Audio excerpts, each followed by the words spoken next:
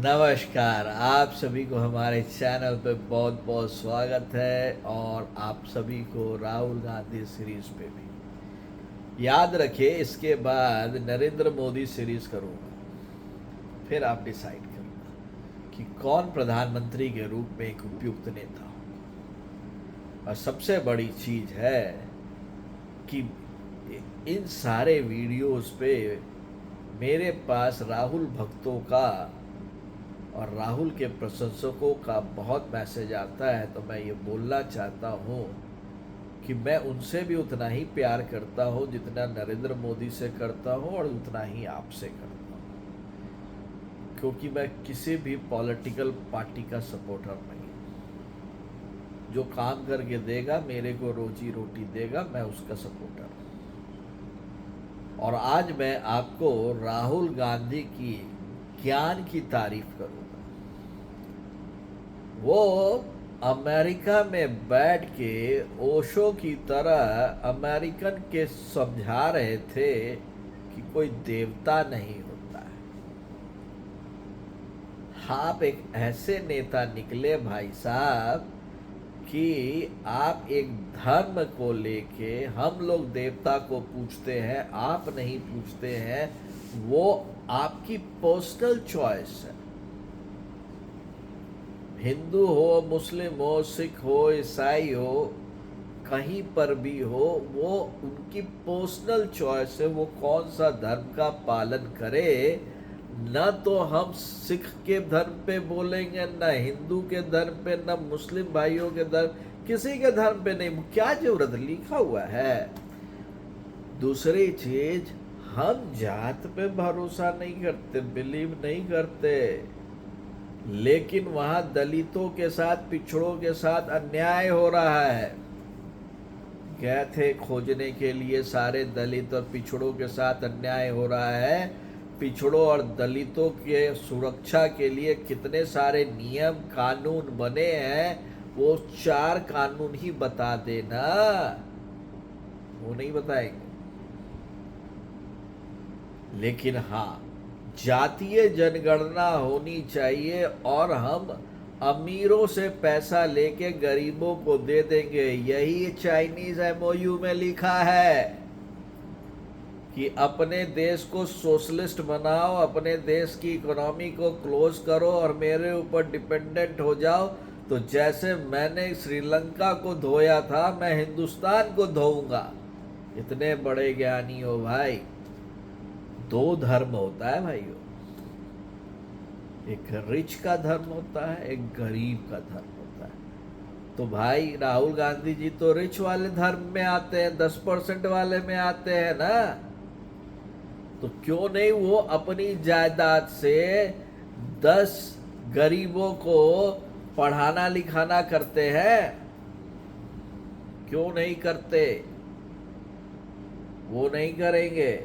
लेकिन वायनाड में जाके कांग्रेस फंड से 100 घर इसीलिए बनाएंगे क्योंकि वहां से बहन प्रियंका जी चुनाव लड़ रही हैं और वो राजनीति का रोटी सेक रहे हैं। लेकिन आरजी कार हॉस्पिटल में हुए जघन्य अपराध में जो महिला अपना जान दे खो बैठी, उनके परिवार से संवेदना व्यक्त करने नहीं जाएंगे और उनको बोलते हैं कि भैया ये फोकस्ड एरिया नहीं है मेरा। ज्ञान के चक्षु हो भाई। We are at war zone, you are calling parliament है वॉर जोन यार। What should I say? ये तो यार कोई नहीं बोलता राहुल भाई। आपको भाषण लिख के कौन देता भाई? और उसको आप इंडियन नेशनल कांग्रेस के वेबसाइट पे चढ़ाते हो और वहां पे आपके आईटी सेल के लोग आपकी महिमा मंडल करते हैं, क्योंकि आपकी पार्टी में आप उन लोगों से घिरे हुए हो जो आपको सच से कोसों दूर रखा है। यही है आपका ज्ञान। आप बोलते हो कि मीडिया में एक भी ऐसा एंकर नहीं है जो ओबीसी हो या नहीं तो पिछड़ा वर्ग से आता हो। क्या आपने सारे एंकरों की लिस्ट निकालकर उनसे पर्सनल वेरिफिकेशन करवाया इस कमेंट के पहले? जो मन में आया बोल दिया। आप क्या चाहते हो? आप फैशन शो में जाते हो और आप ये बोलते हो कि ये जो महिलाएं जो फैशन मॉडल है वो उसमें से ओबीसी, और ये क्या है यार, हद हो गया ज्ञानी। तो लोग आपको नॉन सीरियस नहीं बोलेगा, लोग भाई आपको पप्पू नहीं बोलेगा तो क्या बोलेगा?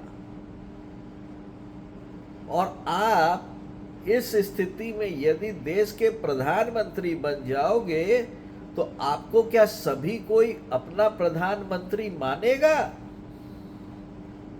प्रधानमंत्री या कोई भी मंत्री पद हो या लोकसभा में आप अपोजिशन पार्टी के लीडर हो तो आप एक वर्चुअल पीएम का ओहदा तो रखते ही हो, लेकिन आपको उसी रेस्पेक्ट से लोगों को देखना चाहिए जिस रेस्पेक्ट से लोग अपने प्रधानमंत्री को देखते हैं। कैबिनेट मिनिस्टर का रैंक का लीडर ऑफ अपोजिशन विदेश में जाकर हिंदुस्तान के बारे में बोलता है कि यहाँ का इलेक्शन प्रॉपर नहीं था।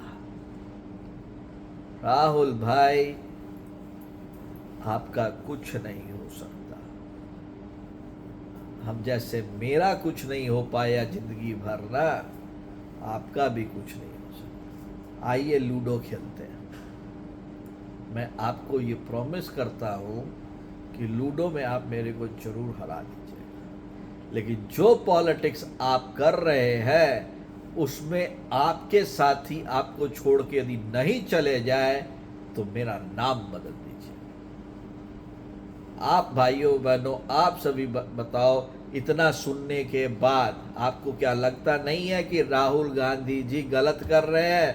अपने साथ भी, हम लोग के साथ भी, इस देश के साथ भी। जरूर कमेंट करें, लाइक करें। तब तक के लिए आप सभी को बहुत बहुत धन्यवाद।